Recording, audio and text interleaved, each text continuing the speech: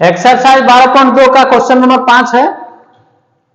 त्रिज्या 28 सेंटीमीटर वाले वृत्त का एक चाप केंद्र पर 60 डिग्री का कोण अंतरित करती है। करता है, ज्ञात कीजिए पहला नंबर में चाप की लंबाई, दूसरा नंबर में चाप द्वारा बनाए गए त्रिज्यखंड का क्षेत्रफल, और एक और है तीसरा नंबर। तो सबसे पहले इसमें जो आकार दिया हुआ उसको लिखेंगे। त्रिज्या 28 सेंटीमीटर है और चाप द्वारा जो केंद्र पर जो बना कोण है ये 60 डिग्री है। तो फिगर से ये 60 डिग्री का कोण अंतरित कर रही है इसमें, जिसका सेंटर वो है। और जो त्रिज्या है 28 सेंटीमीटर है, यही है त्रिज्या 28 सेंटीमीटर। तो सबसे पहले निकालना चाप की लंबाई। तो चाप क्या होता है, इस भाग का हमको क्षेत्रफल निकालना है। ओ ए पी, ये बी हो गया। तो चाप की लंबाई बोला जाए तो ए पी बी की लंबाई, ए पी बी की लंबाई क्या होगा। तो सबसे पहले जो दिया हुआ उसको लिखेंगे। We have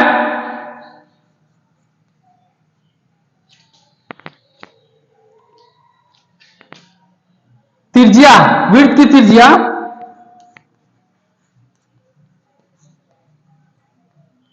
त्रिज्या R बराबर है 28 सेंटीमीटर।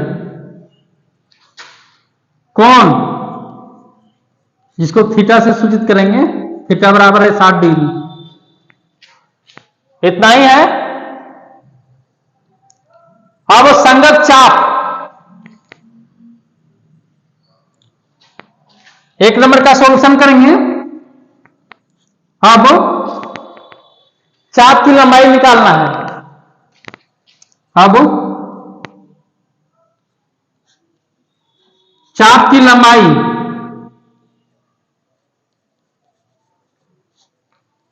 तो सूत्र से क्या होता है, चाप की लंबाई थीटा बटा 360 गुणे 2 पाई आर, ये परिधि हो जाएगा, है ना, परिधि 2 पाई आर। तो लंबाई निकालना है। तो यहां हम ये भी लिख सकते हैं, चाप ए पी बी। तो चाप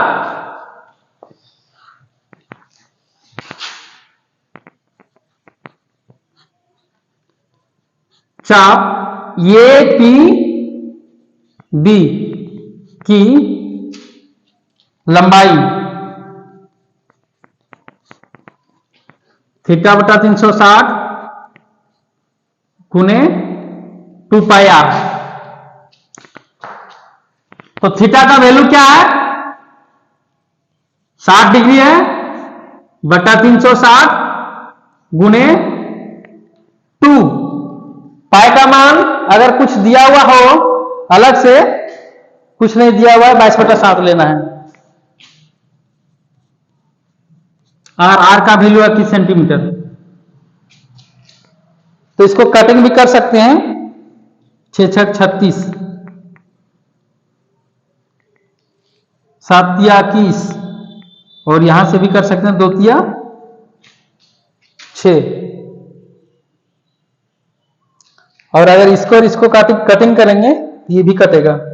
एक बार फिर से समझ लेना है, अगर हम एक एक जीरो काटेंगे फिर भी कटेगा, और 6 6 36, यहां कुछ नहीं, एक तो जरूर आएगा, 6 6 36। उसके बाद 7 तिया 21 कट गया, 2 तिया 6, 3 बार में कटा, और ये 3 और ये 3 ये भी कटेगा। तो क्लियरली क्या हो जाएगा, एक है यहां बचा हुआ, यहां भी कुछ नहीं तो एक ले सकते हैं, यहां 22 है, यहां भी एक ले सकते हैं।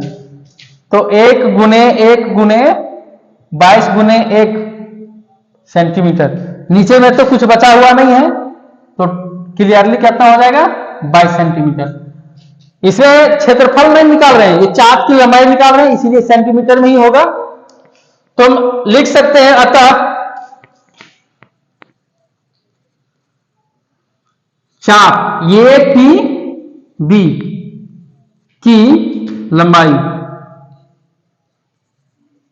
ए पी बी की लंबाई, ए पी बी की लंबाई कितना होगा 22 सेंटीमीटर। ये आंसर हुआ। अब चलते हैं फिर आगे क्वेश्चन की ओर।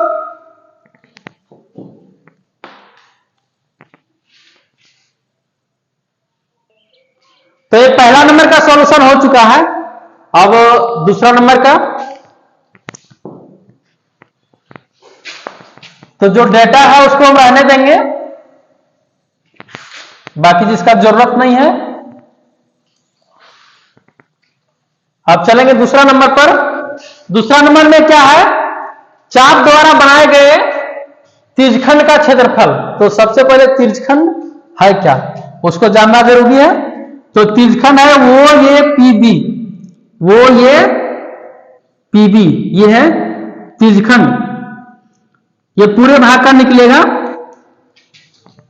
जिसे आम ले रहे हैं साइड में, वो ये पी बी, ये पूरे भाग का निकलेगा, जिस पर ये थीटा अंतरित करती है 60 डिग्री पर। पहला नंबर हो गया। दूसरा नंबर,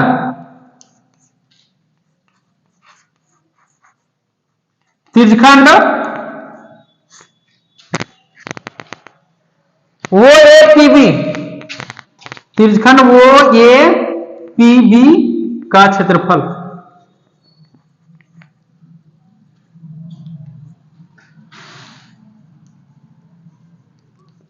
अब त्रिज्यखंड वो ए पी बी का क्षेत्रफल क्या होगा, सूत्र से थीटा बटा 360 गुने पाई आर स्क्वायर। थीटा का वैल्यू है 60 डिग्री, पाई का मान 22/7 लेना है, आर स्क्वायर मतलब आर को 2 बार गुना करना है, ये सेंटीमीटर है, सेंटीमीटर स्क्वायर। उसके बाद आगे बढ़ेंगे, फिर इसको कटिंग भी कर सकते हैं, लिखने के बाद कटिंग करेंगे। 360 गुने 22/7 गुने 21 सेंटीमीटर, 2 बार गुना करना है।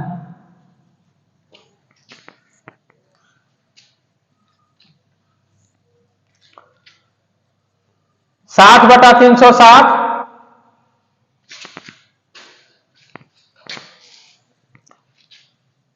60/360 होगा, गुने 22/7 गुने 21 गुने 21, और सेंटीमीटर और सेंटीमीटर को गुना करके सेंटीमीटर स्क्वायर कर दिए। कटेगा 6×6 36, यहां एक आएगा, एक 0 पहले, या तो फिर 60 को 6 से गुना करेंगे तो भी 36 आएगा, ये 360 आएगा। तो हम 0 पहले हटा चुके हैं, ठीक है। तो 6×6 36 काटेंगे, 0 0 1 कट जाएगा। अब रह गया इधर आगे 7 21, और यहां 3 दूना 6, तो 21 है। यहां से भी करेंगे 11 दूना 22, तो बाकी जो बच गया उसको लिखेंगे, एक है 1 गुने 11 गुने, यहां कुछ नहीं 1 लिख सकते हैं, गुने 21, बटा में कुछ नहीं है, सेंटीमीटर स्क्वायर बराबर 11 गुने 21 कितना आएगा, 11 को अगर 21 से गुना करेंगे तो आएगा 231 सेंटीमीटर स्क्वायर। तो ये निकल गया त्रिज्यखंड वो ए पीबी का क्षेत्रफल। त्रिज्यखंड वो ए पीबी का क्षेत्रफल 231 सेंटीमीटर। ये जो कलर किया हुआ भाग है ये इसका निकला। अब तीसरा नंबर में जो क्वेश्चन है उस पर चलेंगे। अब एक ही क्वेश्चन में 3 क्वेश्चन था निकालने के लिए, तो यह भी क्वेश्चन पूछ सकता है, लेकिन पूछ सकता है तो ये पूरा तीनों जो क्वेश्चन है इसमें तीनों निकालने के लिए नहीं देगा। देगा तो फिर चाप की लंबाई निकालने के लिए, या तो फिर चाप द्वारा बनाए गए त्रिज्यखंड का क्षेत्रफल, दोनों में से या तो फिर तीनों में से कोई एक दे सकता है। क्योंकि अगर तीनों दे दिया जाए तो हमको लगता है कि जगह भी उतना नहीं इसमें रहता है जो बन सके। तो फिर तीसरा नंबर का भी क्वेश्चन चलते हैं।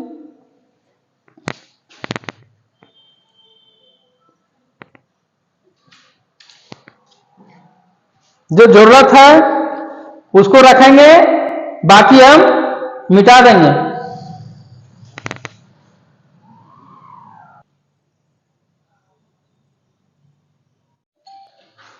क्वेश्चन नंबर 5 का तीसरा है, संगत जीवा द्वारा बनाए गए वृत्तखंड का क्षेत्रफल। तो हम लोग त्रिज्यखंड का क्षेत्रफल निकाल चुके हैं, संगत चाप की लंबाई निकाल चुके हैं। तो अब ये जो जीवा जो है, संगत जीवा, ये जो जीवा बन रहा है, जीवा द्वारा बनाए गए वृत्तखंड, ये वाला भाग, वृत्तखंड का क्षेत्रफल क्या होगा ये निकालना है।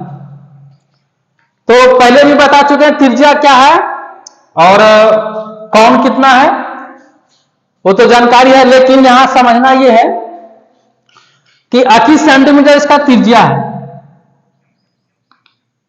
तो ये जो दोनों भुजा होगा 28 करके ही है, ये तो जानकारी की त्रिज्या है, वो ए और वो भी त्रिज्या है। लेकिन ये जो त्रिभुज है वो ये बी में, इसकी भुजा क्या होगी ये जानकारी नहीं है, तो इसको भी जानकारी प्राप्त करना है।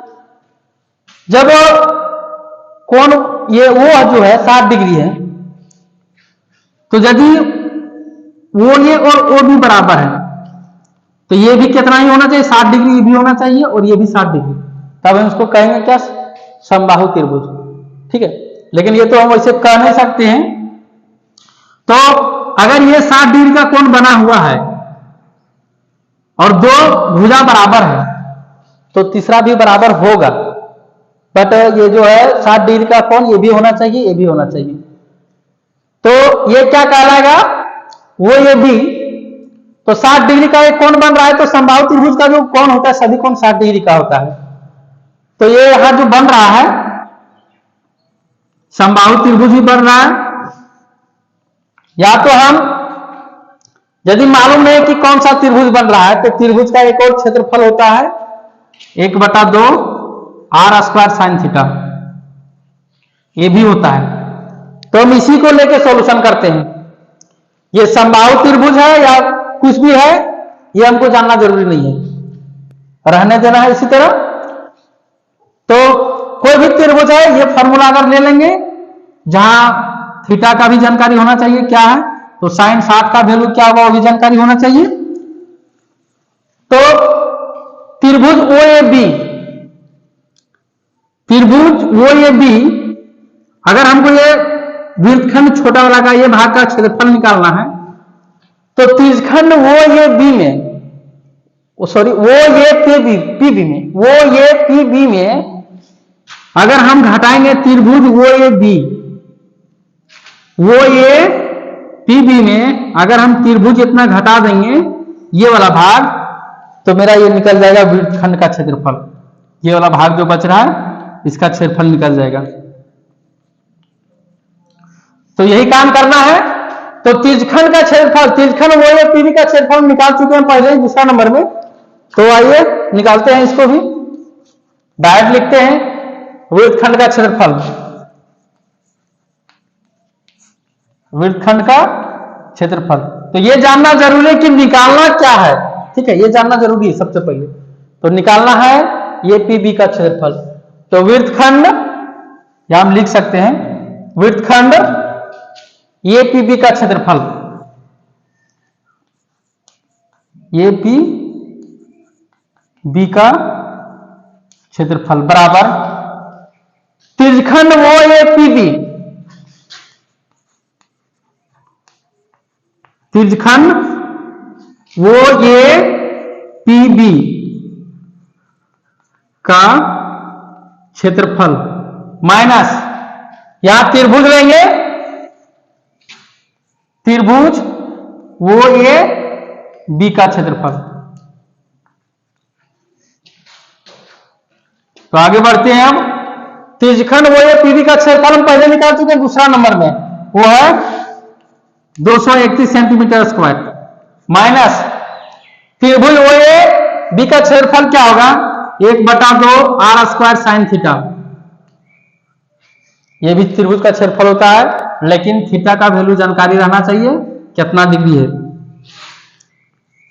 231 centimetre square minus 1/2 R square means 21 centimetre का होल स्क्वायर। साइन 60 डिग्री, और साइन 60 डिग्री का वैल्यू क्या होता है? 231 सेंटीमीटर स्क्वायर माइनस 1/2 गुने, इसको गुना करेंगे तो 441 आएगा, और साइन 60 का वैल्यू होता है √3/2। तो सेंटीमीटर है, स्क्वायर करेंगे तो लास्ट में लिखते हैं centimetre square. 231 centimetre square minus, यहाँ है 2 नीचे में भी है और यहाँ भी है तो 4 होगा। इसको अरेंज करके यदि हम लिखेंगे तो 441 √3/2 गुना 4 सेंटीमीटर स्क्वायर। यह हो गया वृत्तखंड एपीबी का क्षेत्रफल, यहां से यहां तक का पूरे क्षेत्रफल हो गया।